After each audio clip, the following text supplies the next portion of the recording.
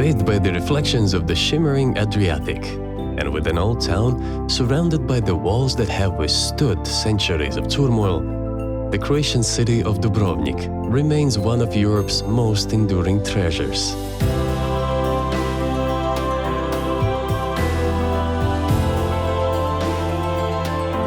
Just as an oyster shell protects life within, Dubrovnik's walls nurtured the flourishing maritime republic that once rivaled Venice.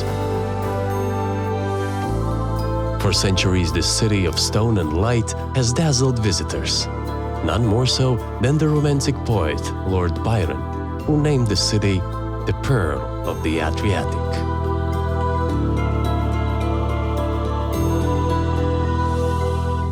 Cross the medieval bridge and entered the city through the grandest of its entrances, Pile Gate. Once inside, climb the ramparts for a history lesson like no other. Dubrovnik's walls first rose in the 7th century, but most of what stands today was built in the 14th and 15th centuries to repel Ottoman attack. These are walls which have been shaken by armies and earthquakes. These are walls whose every stone tells the story of resilience and liberty. It takes an hour or two to walk the old city's ramparts, depending on how often you are stopped in your tracks by the views.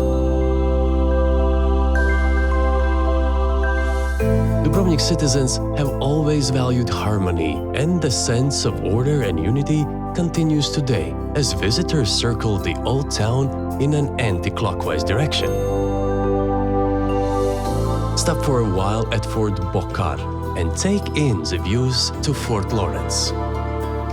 In the 11th century, locals heard whispers of a cunning Venetian plan to build a base on these rocks from which to attack the city. Dubrovnik citizens mobilized, and within months the first walls of Fort Lawrence were in place. When the Venetian warships finally arrived, laden with men and materials, they were forced to simply turn around and sail for home. Follow the sea wall to the St. John's Fort, which protected the city harbor from enemy ships and pirates. Once home to a glorious fleet of over 200 trading vessels. For centuries, Dubrovnik was one of the world's great seafaring cities. Come down from the walls for a while and wander past the shipyard arches, where the Republic's legendary galleys could be built away from the eyes of foreign spies.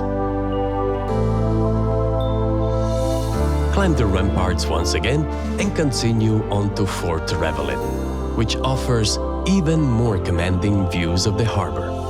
In 1667, a great earthquake devastated most of the city. Such is the strength of Revelin that when the quake's dust finally settled, the fortress emerged unscathed.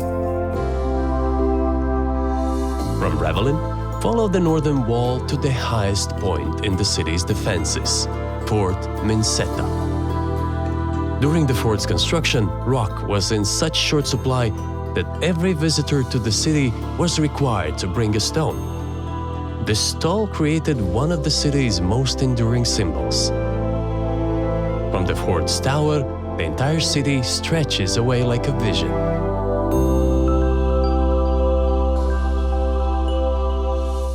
Once you've arrived back at the Pile Gate, it's time to descend into the streets of the old town. The town is divided in two by the Stradon, a street paved with limestone and polished by centuries of footsteps. Linking two of the city's gateways, the Stradon is marked at each end by a bell tower and a fountain.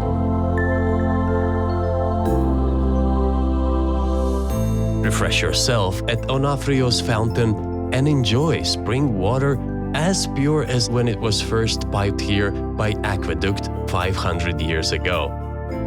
Facing the fountain is Saint Saviour Church, one of the few Renaissance-era buildings to survive the earthquake of 1667. Next door, step into the cool confines of the Franciscan monastery. Explore the historical exhibits, and order an elixir from one of the world's oldest functioning pharmacies. Not just a spiritual sanctuary, the monastery was built next to pile gates so that the resident monks would rush to its defense in times of attack. At the Stradun's eastern end, the city's clock tower looks over the old marketplace, Luza Square. Here you'll find some of Dubrovnik's finest architectural treasures, such as Sponza Palace and Saint Blaise Church, which honors the city's patron saint and protector. After refilling your water bottle under the clock tower, head northwards to explore even more of the city's sacred places.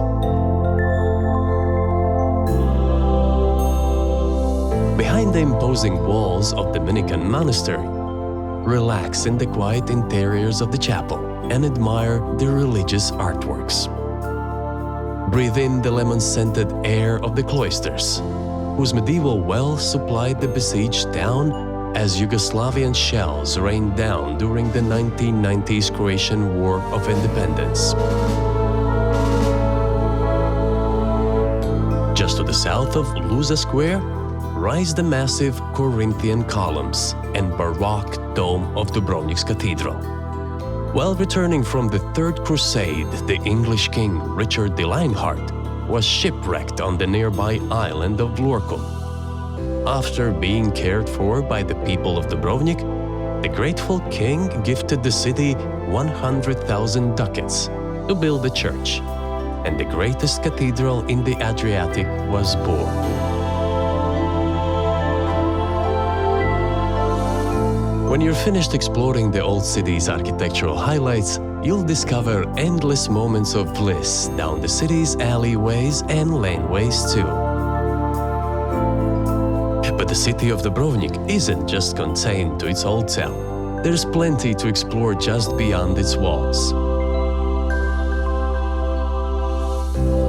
Give your feet a break from the cobblestones and sink your toes into the pebbles and sand of Banje Beach.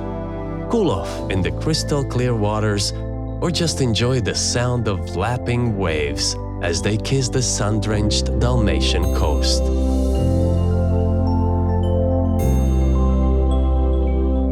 To the west of the old town, follow the promenade, past more beautiful beaches, peaceful bays, and old summer homes, all the way around to Dubrovnik's modern port in Gruz Harbor. While the gigantic cruise ships have replaced the little trading vessels of old, many of the things which make Dubrovnik so special haven't changed at all. The spirit of independence, the sparkling waters, and of course, those walls. All these things exist in a state of perfect timelessness. Throughout the ever-swirling, ever-shifting tides of time, the pearl of the Adriatic has continued to shine.